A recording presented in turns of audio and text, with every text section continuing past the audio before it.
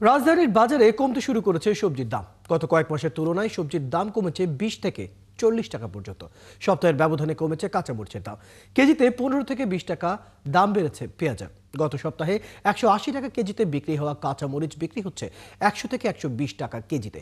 শিম, বেগুন, ফুলকপি, পটল, বরবটি গত সপ্তাহের মতোই বিক্রি হচ্ছে 40 থেকে 60 টাকা কেজিতে। ব্রয়লার, সোনালী মুরগি, গরুর মাংসের দাম অপরিবর্তিত রয়েছে, তবে খাসির দাম কেজিতে বেড়েছে 50 টাকা।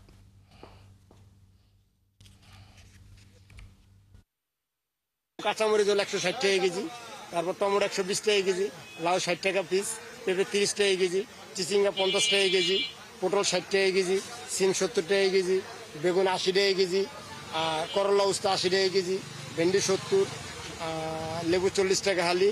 সবজির বাজার বাংলাদেশে শীতের সময় সবজির সরবরাহ বাড়তে থাকে, সেজন্য দাম কমতে থাকে। এখন আস্তে আস্তে বেশ কমে আসছে। ভ্যারাইটিস অফ মাছ আছে, কিন্তু দামটা কম না, দামটা এখনো নাগালের বাইরেই আর কি। দর্শক, রাজধানী মোহাম্মদপুর বাজার থেকে আরো খবর জানাচ্ছেন সহকর্মী শাহরিয়ার ইমতিয়াজ। শাহরিয়ার, কেজিতে পেঁয়াজের দাম আমরা 15 থেকে 20 টাকা বাড়তে দেখেছি, আপনি কি দেখছেন? এবং একই সাথে জানতে চাই, শীতের সবজির আগাম মৌসুম তো চলছে, সেই ক্ষেত্রে আপনি দাম কিছুটা কমতির দিকে দেখছেন কিনা, কি অবস্থা সেখানকার?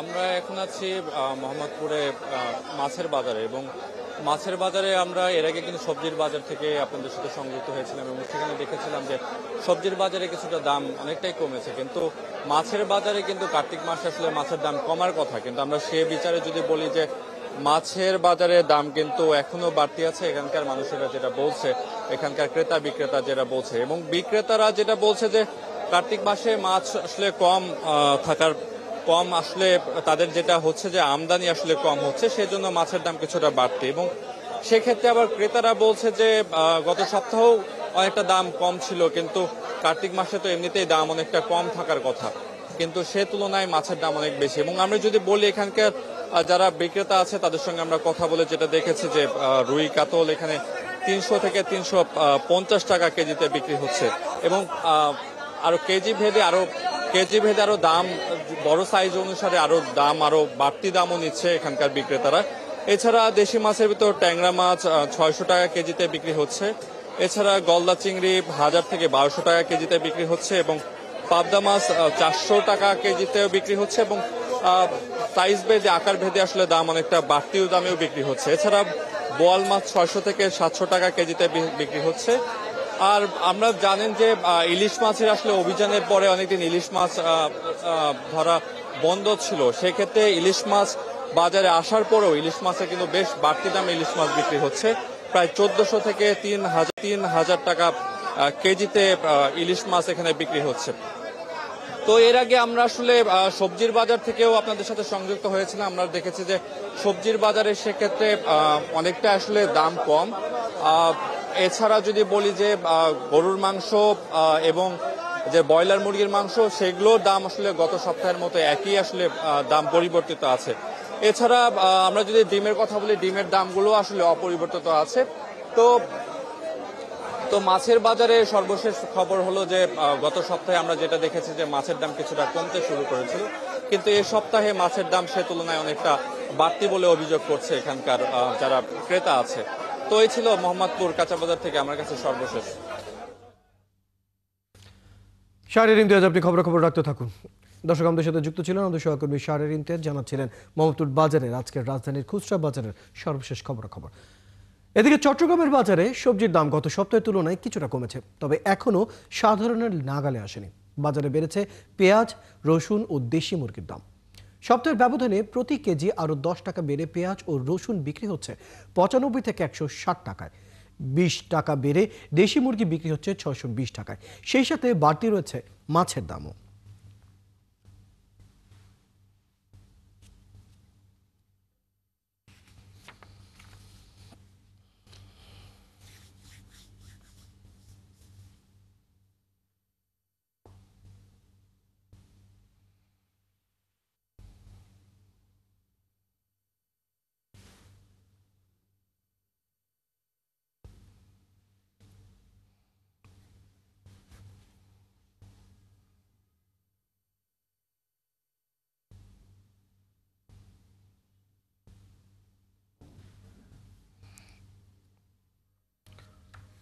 দর্শক, ছুটির দিনে চট্টগ্রামের বাজার নিয়ে বিস্তারিত জানাতে আমাদের সাথে যুক্ত হচ্ছেন সহকর্মী রাজীব বড়ুয়া। রাজীব বড়ুয়া, বাজারে কোন ধরনের সবজির দাম এখন আমরা বাড়তে দেখেছি এবং কোন ধরনের সবজির দাম কি কমেছে? কারণ আমরা আগাম শীতের সবজি কিন্তু বাজারে আসার এখন কথা রয়েছে, কি পরিস্থিতি দেখছেন? আর পেঁয়াজের দাম নিয়ে জানতে চাই কি অবস্থা।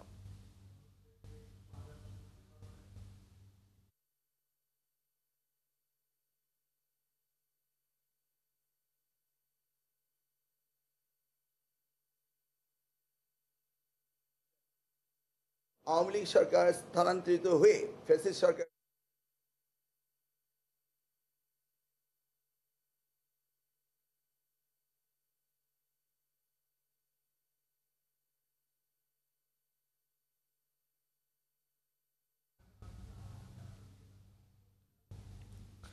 রাজীব বড়ুয়া, আপনাকে শুনতে পাচ্ছি না, আমরা পরবর্তীতে আবার আপনার সাথে যোগাযোগ স্থাপনের চেষ্টা করবো। দর্শক, আমাদের সহকর্মী রাজীব বড়ুয়ার সাথে আমরা পরবর্তীতে সংযোগের চেষ্টা করবো। এই মুহূর্তে তার সাথে আমাদের সংযোগটি বিচ্ছিন্ন হয়ে গেছে। চলে যাচ্ছি অন্যান্য সংবাদে। 7 দফা দাবি বাস্তবায়ন না হলে শনিবার থেকে সারা দেশে ডিম ও মুরগি উৎপাদনকারী খামার এবং উৎপাদন পর্যায়ক্রমে বন্ধ রাখার ঘোষণা দিয়েছে বাংলাদেশ পোল্ট্রি অ্যাসোসিয়েশন। কর্পোরেট সিন্ডিকেটের দৌরাত্মে পোল্ট্রি খাত ধ্বংসের পথে যাওয়ার প্রতিবাদে এবং প্রান্তিক খামারিদের অধিকার রক্ষার স্বার্থে তাদের এই পদক্ষেপ। বৃহস্পতিবার গণমাধ্যমে পাঠানো এক বিবৃতিতে এই ঘোষণা দেওয়া হয়। এতে বলা হয়, এই খাতটি ধ্বংসের মুখে থাকায় 50 থেকে 60 লাখ মানুষের কর্মসংস্থান ঝুঁকির মুখে পড়েছে। বিপিএ অভিযোগ করেছে, দেশে কয়েকটি কর্পোরেট সিন্ডিকেট একচেটিয়া ফিডের বাজার দখল করে কৃত্রিম সংকট সৃষ্টি করছে, যার ফলে ফিড, বাচ্চা ও ঔষধের দাম লাগামহীনভাবে বেড়ে চলেছে।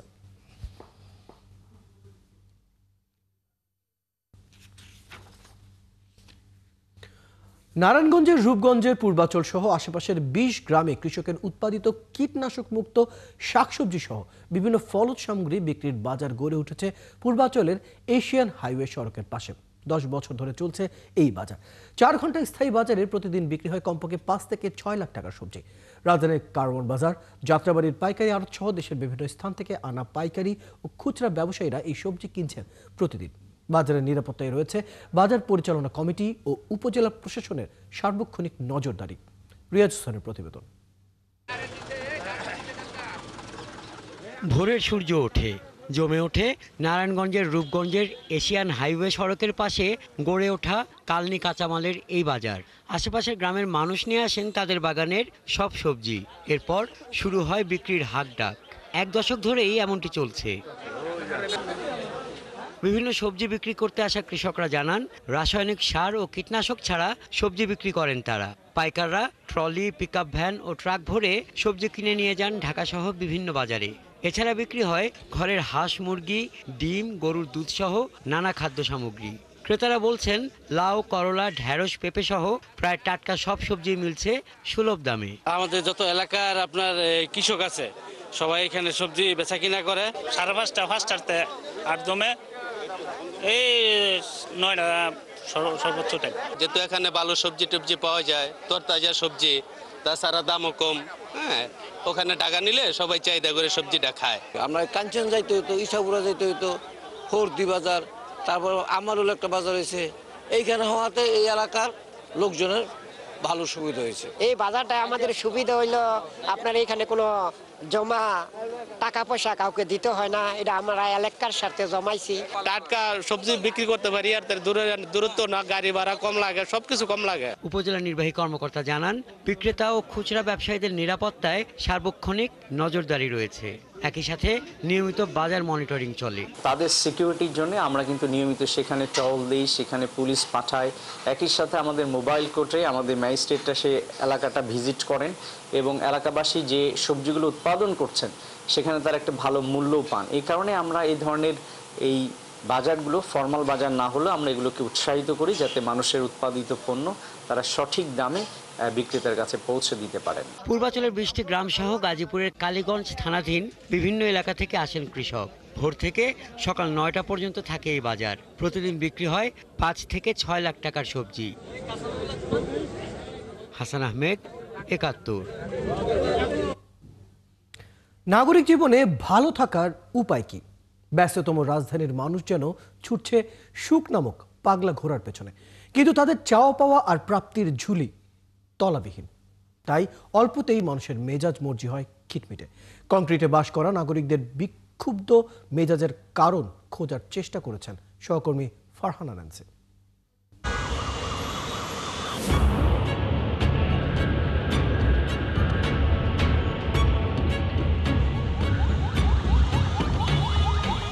প্রাণের শহর যখন হয়ে ওঠে যানজটের নগরী, কখনো দুর্ভোগের কেন্দ্র, কখনো বা আহাজারির শহরে, তখন চাইলেই কতটা বা ভালো থাকতে পারে নাগরিক মন। তিলোত্তমা রাজধানীতে বেঁচে থাকার অসম প্রতিযোগিতা আর আয় ব্যয়ের বৈষম্যের স্বাভাবিক ফলাফল গিয়ে ঠেকছে মানুষের মন ও মেজাজে। তাই আপন মনে জিজ্ঞাসা ছুটে চলা এই মানুষগুলোর, আমরা কি চাইলেই আর একটু ভালো থাকতে পারতাম না? প্রতিনিয়ত বেঁচে থাকার স্বাভাবিক যাপনের চিত্র। বলা হয় তিলোত্তমা ঢাকা। এই মানুষের মুখগুলো কি তাই বলে, নাকি বসবাসের অযোগ্য ঢাকায় বসবাস করতে বাধ্য নগরবাসীর অসুখী মুখ?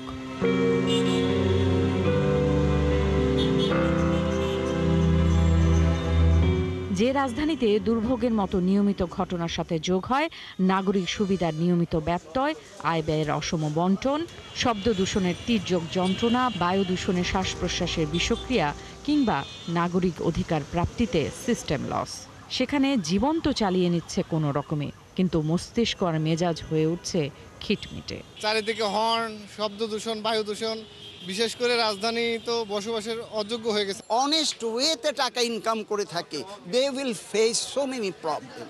তারা ফিল করবে আরে কেমনে চলবো। ইট পাথরের শহরের মানুষগুলো এক বাক্যে মানতে রাজি, সবারই কম বেশি মন মেজাজ হয়ে থাকে বিক্ষিপ্ত। মানুষের মাঝে অস্থিরতা কেমন জানি যে আমার যেতে হবে, এটা আমার কোনো অপরাধ না। এরা কেজি ভেন্ডি কিনলাম 120 টাকা, তাহলে কি খাবো বলেন? আমরা দাম হলে রাগ হয়ে যায়। মানুষ অল্পতে হয়ে যাচ্ছে অধৈর্য আর নিজেরাই অপ্রাপ্তির তালিকা করছে দীর্ঘ। এই খিটমিটে মেজাজের ফলাফল বর্তাচ্ছে মানুষে মানুষে সম্পর্কের গহীনে। স্বাভাবিক কার্যক্রমে গিয়ে আমরা যে পরিবারের সাথে কথা বলি, পরিবারের মানে কাউকে ভালো লাগে না, হয়তো ছেলে মেয়েকে ভালো লাগে না, স্ত্রীকে ভালো লাগতেছে না। জ্যামের মধ্যে আটকে থাকতেছে অনেকক্ষণ, তখন ওরাও বিরক্ত হচ্ছে। বাসায় যেয়ে দেখা যায় যে অনেক একটু খিটখিটে তো থাকেই। ইনকাম যদি বেটা না করতে পারে তাহলে ভাঙবো থেকে, তো বাসায় গেলে তো ঝামেলা হইবই। মনের স্বাস্থ্যের এমন বেহাল দশার দায়ভার পড়ে সোশ্যাল মিডিয়ার তৈরি ব্যাধি আর রাষ্ট্রীয় অপ্রাপ্তির তালিকার উপর। ভালো থাকার একটা শর্ত হচ্ছে অন্যের সাথে নিজেকে তুলনা না করা। কারণ আমরা সোশ্যাল মিডিয়াতে যা দেখি, যতটুকু দেখি তা কিন্তু সবটা সত্য না। এতগুলো সেক্টর একসাথে যখন চাপ তৈরি হচ্ছে, মানুষের পক্ষে এই চাপটা নেওয়া সম্ভব হচ্ছে না। সমাজের ঠিক করে দেয়া জীবনের সবকিছুতে প্রথম হবার তালিকা মানুষকে অসুখী করে। তাই নিজের ভালো থাকার উপায় নিয়ে বিস্তর ভাবনার পরামর্শ মনোবিজ্ঞানীর। নিজেকে ভালো থাকার জন্য দরকার হচ্ছে নিজের ভালো দিকগুলো দেখা, যে আমার কি কি আছে, আমার কি কি পজিটিভ দিকগুলো আছে, আমার জীবনে অ্যাচিভমেন্ট কি আছে। অ্যাটলিস্ট পরিবারের সদস্যরা রাতে ডিনারটা একসাথে অন্তত করবে এবং বাড়িতে গিয়ে মোবাইলটা না নিয়ে সবাই ফ্যামিলি টাইম স্পেন্ড করবে। ভালো থাকার উপায়ের তালিকায় যোগ হতে পারে নিজের শখ ও প্রিয় কাজের চর্চাও বলে মত মনোবিজ্ঞানীর। ফারহানা ন্যান্সি, ৭১, ঢাকা। আসন্ন নির্বাচন নিয়ে একদিকে যেমন উৎসাহ রয়েছে, অন্যদিকে আতঙ্ক ও শঙ্কা রয়েছে ঝিনাইদহের নারী ভোটারদের মধ্যে। তবে এসব কিছুর মধ্যেও তারা চান নির্বাচনে সকল দলের অংশগ্রহণ, সেই সাথে নারীদের নিরাপত্তা, মর্যাদা, দেশের অর্থনীতির উন্নয়ন সহ সম অধিকার। রাজীব হাসানের তথ্য ও ছবিতে প্রতিবেদন। নির্বাচন নিয়ে ঝিনাইদহের নারী ভোটারদের মধ্যে রয়েছে ব্যাপক আগ্রহ। শান্তিপূর্ণভাবে ভোট কেন্দ্রে গিয়ে তারা তাদের পছন্দের প্রার্থীকে ভোট দিতে চান, কিন্তু শঙ্কা রয়েছে ভোটের সুষ্ঠু পরিবেশ নিশ্চিত হবে তো। জেলার বিভিন্ন শ্রেণী পেশার নারী ভোটাররা চান একটি অবাধ, সুষ্ঠু ও উৎসব মুখর নির্বাচন, পাশাপাশি চান ভোট কেন্দ্রে যাবার নারীদের নিরাপত্তা। সামনে যে নির্বাচন আসছে, আমরা চাইবো যে ভালো আমরা শান্তিপূর্ণভাবে ভোট কেন্দ্রে যেতে পারি। দেশের উন্নতি হোক এটাও আমরা চাই, সাথে সাথে সকল ক্ষেত্রে মানুষরা শান্তিপূর্ণভাবে থাকতে পারুক এবং নারীদের জন্য একটা অন্যরকম দ্বার উন্মোচন হোক, এটা আমাদের সবারই আশা থাকবে। আর নির্বাচিত সরকারের কাছে নারী ভোটারদের দাবি সব ক্ষেত্রে সমান অধিকার, হয়রানি, নির্যাতন, নৈরাজ্য এবং বৈষম্য বন্ধ করা সহ দেশের সামাজিক, রাজনৈতিক, অর্থনীতির উন্নয়ন নিশ্চিত হোক। নারী হিসাবে আমরা যেন কোনো সময় পিছিয়ে না করি, পুরুষের সাথে কাঁধে কাঁধ মিলিয়ে যেন আমরা সামনের দিকে এগিয়ে যেতে পারি। কোনো জায়গায় যেন আমাদের ছোট করে দেখা না হয়, আমরা যেন সব জায়গায় সমানভাবে এগিয়ে যেতে পারি। নারী এবং পুরুষের যে সম অধিকারটা আছে এটা যেন আমরা আসলে ঠিকভাবে পাই। আর আমাদের যে বৈষম্যটা দিয়ে আসলে করা হয়, নারীদের যে বৈষম্য জিনিসটা করা হচ্ছে, এই বৈষম্যটা যেন আসলে দূর হয়। আমরা যেন বাইরে বেরোতে পারি, আমাদের যেন কোনো অসম্মান না হয়, বা আমরা রাস্তাঘাটে চললে আমাদের অনেকেই আছে অসম্মান করে, অসম্মান যাতে না হয় সেটাই আমরা আশা করছি। বিগত সময়ের চেয়ে এবার একটি ব্যতিক্রমী নির্বাচন চান ঝিনাইদহের নারীরা, যেখানে নারীদের মতামত প্রাধান্য পাবে, কর্মক্ষেত্র সহ সব ক্ষেত্রে নারীদের নিরাপত্তা থাকবে। সর্বক্ষেত্রে দেখা যায় নারীরা অবহেলিত, কিন্তু নির্বাচনের ক্ষেত্রে যেন নারীদের মতামতকে প্রাধান্য দিয়ে আমাদের নির্বাচনটা সুষ্ঠু এবং সফলভাবে হয়ে যায়, এটা আশা। নারীরা যেন তাদের জীবনের নিরাপত্তা পায়, তাদের যেন সামাজিক ক্ষেত্রে তারা নিরাপত্তা পায়, রাজনৈতিক ক্ষেত্রে নিরাপত্তা পায় এবং চাকরি জীবনে কর্মজীবনের জন্য নিরাপত্তা পায়। আর জেলার মানবাধিকার কর্মীরা মনে করেন এবারের নির্বাচনে নারীদের জন্য সংসদে আসন সংখ্যা বাড়ানো প্রয়োজন। সারা বাংলাদেশে যে 350টা আসন আছে সেটাকে ভেঙে 600 আসন করে 300 আসন নারীদের জন্য, 300 আসন পুরুষদের জন্য। এইটা আমাদের সকল নারী সমাজের পক্ষ থেকে একটা দাবি ছিল এবং আমরা সেটা জমা দিয়েছি। সেটা যদি বাস্তবায়ন হয় তাহলে আমি মনে করি যে অনেকাংশে সারা বাংলাদেশের সকল ক্ষেত্রে চাকরি, রাজনীতি এবং সকল পেশায় নারীর যে ন্যায্যতা সেটা ফিরে পাবে। তবে সবকিছুর ঊর্ধ্বে ঝিনাইদহের নারী ভোটাররা চান নির্বাচনের সুষ্ঠু পরিবেশ নিশ্চিত হোক। কোনো ভয় ভীতি নয়, নিজের পছন্দের প্রার্থীদের নির্বাচিত করতে চান তারা। মনিরা কাজুরি, ৭১। রাস্তা নির্মাণে গ্যাস লিকেজ হলেও দেখার কেউ নেই, মাঝে মাঝে আবার জ্বলে উঠে আগুন। তিতাস ঠিকাদার আর সেতু কর্তৃপক্ষ চিঠি চালাচালিতেই পার করছে সময়, ফলাফল প্রায় বন্ধ রাখতে হচ্ছে শিল্প কারখানা। এমনই ঘটনা নারায়ণগঞ্জের পঞ্চবটিতে। এখান থেকে মুক্তারপুর পর্যন্ত দ্বিতল সড়ক নির্মাণ ও রাস্তা প্রশস্তকরণ প্রকল্প যেন এখন এলাকাবাসী আর শিল্প মালিকদের জন্য ভোগান্তির অপর নাম। জাহিদুল ইসলাম প্রতিবেদন। পঞ্চবটি চৌরাস্তায় যখন তখন এভাবে লাগছে আগুন, কখনো আবার দেখা যায় পানি থেকে অনবরত উঠছে বুদবুদ। এলাকাবাসী বলছেন অলৌকিক না হলেও এটা যেন নিত্যদিনের ঘটনা। পঞ্চবটি চৌরাস্তা থেকে মুন্সিগঞ্জের মুক্তারপুর পর্যন্ত দ্বিতল সড়ক নির্মাণ ও প্রশস্তকরণে ঠিকাদারের অবহেলায় মাটি খোঁড়াখুঁড়িতে যখন তখন ছিদ্র হচ্ছে তিতাসের গ্যাস লাইন। হাইওয়ে যারা কাজ করতেছে এদের কারণেই যত দুর্ঘটনা ঘটছে, এদের কারণেই ঘটছে। গ্যাসের হাওয়া বাইরেছে, এখন একটা মিটারে গিয়ে বাস্ট হয়ে গেছে, পিছু একটা ছেলে অঙ্গ পতঙ্গ সব পুড়ে গেছে। মাটি খোঁতলে আগুন লাগতেছে, দোকানের ক্ষতি হইতেছে, ব্যবসায়ীদের ক্ষতি হইতেছে। ওনাদেরকে ফোন দিতে অনেক সবসময় আসে না, ওরা একদিন দুদিন পরে আসে, একটা অ্যাক্সিডেন্ট হলে তখন আসে। আশপাশের শিল্প মালিকরা বলছেন 2021 সালে রাস্তা নির্মাণ কাজ শুরু করার পর গ্যাস লিকেজ মেরামতের জন্য গেল 1.5 বছরে অন্তত 19 বার বন্ধ রাখতে হয়েছে কারখানা। বিভিন্ন পয়েন্টে এরকম ফুটা আছে যেখান থেকে গ্যাস কন্টিনিউয়াসলি লিক করতেছে। ডিস্ট্রিবিউশন লাইনটা যখন বন্ধ থাকে টোটাল রোডের, তখন আমাদের এখানে গ্যাস আসে না, সেই কারণে ফ্যাক্টরি বন্ধ রাখতে হয়। পোশাক রপ্তানিকারক গার্মেন্টস মালিকদের সংগঠন বিকেএমইএ বলছে বিষয়টি নিয়ে তিতাস কর্তৃপক্ষকে কয়েক দফা জানিয়েও পরিত্রাণ মিলেনি। সমন্বয়হীনতার কারণেই মূলত এই কাজটা হচ্ছে এবং তিতাস গ্যাসের যে লেআউট প্ল্যান যেখান দিয়ে এই গ্যাসের লাইনটা গিয়েছে, এইটা যারা কাজ করছে তারা ওইটা আমলে নিচ্ছে না ঠিক মতো, যার কারণে এই সমস্যাটা হচ্ছে। এদিকে তিতাসের স্থানীয় অফিসের দাবি গ্যাস লাইনের ক্ষতি না করতে সেতু কর্তৃপক্ষকে অন্তত 25 বার চিঠি দেওয়া হয়েছে। তাদেরকে শুরুতেই আমরা নকশা দিয়ে দিছি এবং আমাদের কর্মকর্তা অ্যাসাইন করে দেওয়া আছে যে কোনো সমস্যা হলে তারা আমাদের সাথে যোগাযোগ করবে এবং পাইপলাইনে লোকেট করে কোন দিক দিয়ে পাইপলাইন গেছে তারা লোকেটর দিয়ে লোকেট করে তারা ওই কাজগুলো করার কথা। কিন্তু তারা যদি সেইগুলো না মেনে পাইপলাইন যদি ড্যামেজ করে, সেই ক্ষেত্রে আমাদের পক্ষে এগুলো আটকানো সম্ভব হচ্ছে না। রাতের বেলা তাদের বেশিরভাগ কাজ চলে এবং ওই সময়তেই আমাদের বেশিরভাগ লাইনগুলো ড্যামেজ হয়। অন্যদিকে সেতু কর্তৃপক্ষ বলছে এ নিয়ে ঠিকাদারকে তারা নির্দেশনা দিয়েছেন। কন্ট্রাক্টরকে আমরা চিঠি দিইনি, আমরা তাকে প্রেশার দিয়ে ধরিনি, অবশ্যই ধরছি, সেটা তাদের করতেছি আমরা। আমাদের তরফ থেকে যা যা করা সেই ইনস্ট্রাকশন তো উপদেষ্টা মহোদয় থেকে শুরু করে সে হরবাত্মক দিতে ধরেন। তিতাস কর্তৃপক্ষ বলছে লিকেজে এখন পর্যন্ত কি পরিমাণ গ্যাস পুড়েছে সেটা নির্দিষ্ট বলা যাচ্ছে না। জাহিদুল ইসলাম, ৭১, নারায়ণগঞ্জ। খুলনায় শেরেবাংলা সড়ক নির্মাণের অনিয়ম তদন্ত প্রায় শেষ করেছে দুদক। কর্মকর্তারা জানিয়েছেন 2019 সালে শেষ হওয়া এই সড়কের নির্মাণে ব্যাপক অনিয়ম ও দুর্নীতির তথ্য ও প্রমাণ পাওয়া গেছে। অনুসন্ধানে দেখা গেছে এই অনিয়মের সঙ্গে সরাসরি জড়িত সেই সময় খুলনার সড়ক বিভাগের নির্বাহী প্রকৌশলী তাপসী দাস ও তার অনুগত 3 ঠিকাদারি প্রতিষ্ঠান। কনক রহমানের প্রতিবেদনে বিস্তারিত। কাগজে কলমে শেরে বাংলা সড়ক হলেও সড়কটি পরিচিত শেখবাড়ি সড়ক হিসাবে। সড়ক বিভাগ 2019 সালে নগরীর ময়লাপোতা মোড় থেকে পাওয়ার হাউস মোড় পর্যন্ত 700 মিটারের এই সড়কটির কংক্রিটের ঢালাই, ফুটপাত এবং কাভার ড্রেন নির্মাণ শুরু করে। কাজ শেষ হয় 6 মাসে। 5,70,00,000 টাকায় রানা বিল্ডার্স প্রাইভেট লিমিটেড, ইসলাম ব্রাদার্স ও হাসান টেকনো বিল্ডার্স যৌথভাবে এর ঠিকাদার ছিল। ওই সময় সড়ক বিভাগ খুলনার নির্বাহী প্রকৌশলী ছিলেন তাপসী দাস। নথি বলছে কংক্রিটের ঢালাই বা রিজিড পেভমেন্ট মূলত পোর্টল্যান্ড সিমেন্ট কংক্রিট দিয়ে তৈরি হয় এবং এর নিচে একটি ভিত্তিপ্রস্তর থাকে যা গাড়ির ওজন বিস্তৃত এলাকায় ছড়িয়ে দেয়। এতে মাটির উপর চাপ কমে। কিন্তু ওই সড়ক নির্মাণে সেসব নিয়ম মানা হয়নি, যে কারণে 1 মাসের মধ্যে ঢালাই উঠে যায়। অথচ কাগজে কলমে এর স্থায়িত্ব হওয়ার কথা ছিল কমপক্ষে 30 বছর।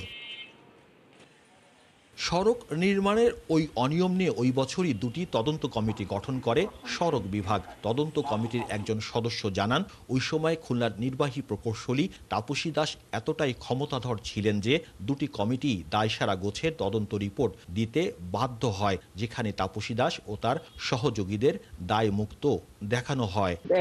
দায় এড়াতে পারে কি পারে না এর তো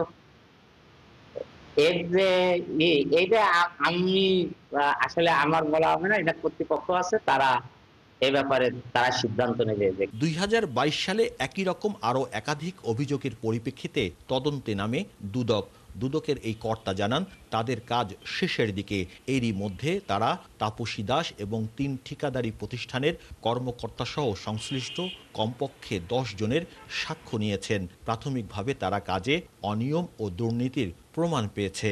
এই বিষয়গুলো আমরা দেখছি, এখানে যে যে অসঙ্গতিগুলো আছে সমস্ত বিষয়গুলো বিবেচনা করে আমরা যে অসঙ্গতিগুলো যদি কিছু থেকে থাকে সেই বিষয়গুলোকে আমরা আমাদের কর্তৃপক্ষের কাছে আমাদের প্রতিবেদন উপস্থাপন করব। নির্বাহী প্রকৌশলী থেকে পরবর্তীতে পদোন্নতি নিয়ে তত্ত্বাবধায়ক প্রকৌশলী হওয়া বঙ্গবন্ধু পরিষদের নেত্রী তাপসী দাস দুর্নীতির অভিযোগে এই মুহূর্তে ঢাকা সড়ক বিভাগে সংযুক্ত আছেন। কনক রহমান, 71, খুলনা।